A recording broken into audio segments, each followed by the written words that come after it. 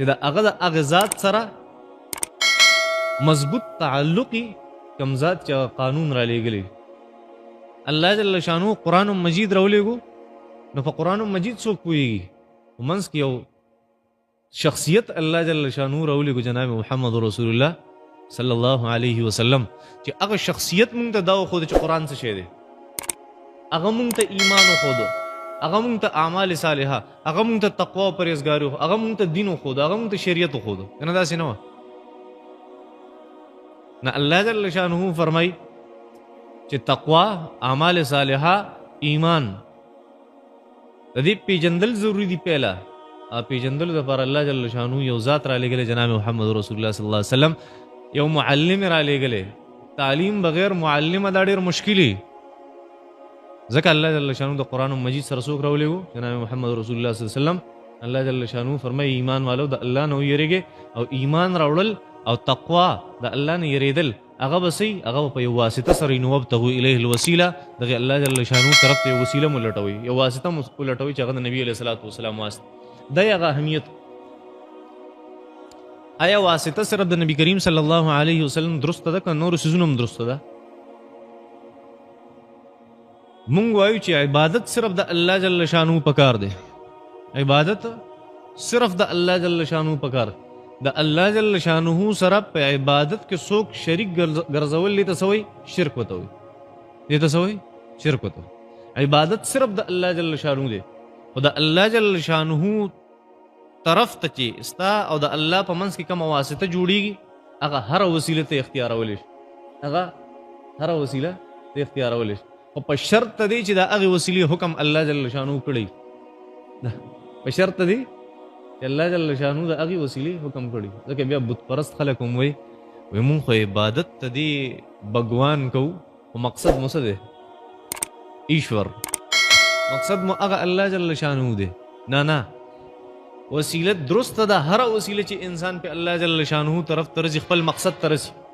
او شرط ولا څه ده شرط ولا دا چې هغه وسیله الله جل شانه خو دي نو شریعت خو دي او پیغمبر الله جل شانه یو واسطه وسیله مقرر کړی چې هغه ته الله جل شانه خو چې الله جل شانه ته بسنګ رس قرآن مجید هغه وسیله ده چې الله جل شانه طرف ته موږ رسي دا څه دا الله جل شانه نمونه داسې یو وسیله ده په منځ کې چې هغه موږ الله جل شانه ته رسي دا وسیلې دي وسیلې زموږ نیک اعمال داسې څیز دی چې هغه موږ الله جل شانه طرف ته بوزي الله خپل مقصد تم رسي اعمال صالحه نو ځکه موږ وایو چې الله جل شانه طرف ته هغه وسیله چې هغه د ذاتونو په شکل کې د انسانانو په شکل کې او که هغه د انسان نه علاوه د اعمالو په شکل کې خو دغه دوانه وسیلې او واسطې ته ګرځولی شي الله جل شانه طرف ته الله جل شانه فرمایي څه وایي دلته وایي نبي علیه الصلاۃ والسلام وسیله وګرځو د خپل ځان لپاره دا یو ذات ښیي الله جل شانه چې نبي علیه الصلاۃ والسلام یو انسان ښیي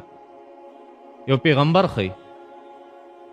یا الله جل شانه د قرآن باره کې فرمایي چې وابتغوا الیه الوسیله دا قرآن د خپل ځان لپاره واسطه جوړه چې الله جل شانه ته تو رسي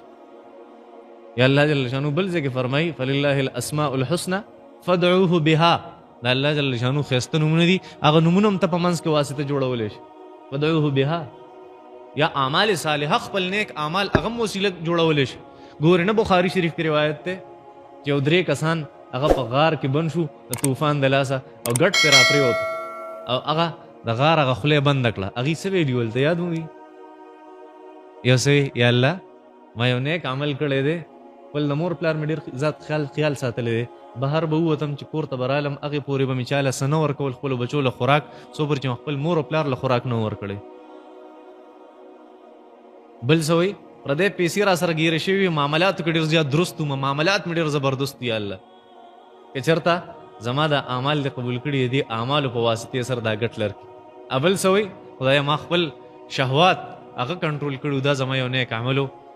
یالله دې په وسیلې باندې څه وکړي دا ګټ لرکړي ګټ لاړو ختم شو رغړېدلی او که نه ورغړېدلی دا د نیکو اعمالو وسیله د الله جل شانو طرف ته خدایه چې ما دا کار داسې کړی دی چې دا ستا د رضا دپاره ما کړي خدای زما دا کار داسې او دغه ترغیب نبی کریم صلی الله علیه وسلم ورکړي دغه د صحابه کرامو زندگی وه د خپلو نیکو اعمالو واسطه به هم الله جل شانو له ورکوله حدیث مبارکو کې راځي کوم سړی چې د یو واسطې سره سوال کې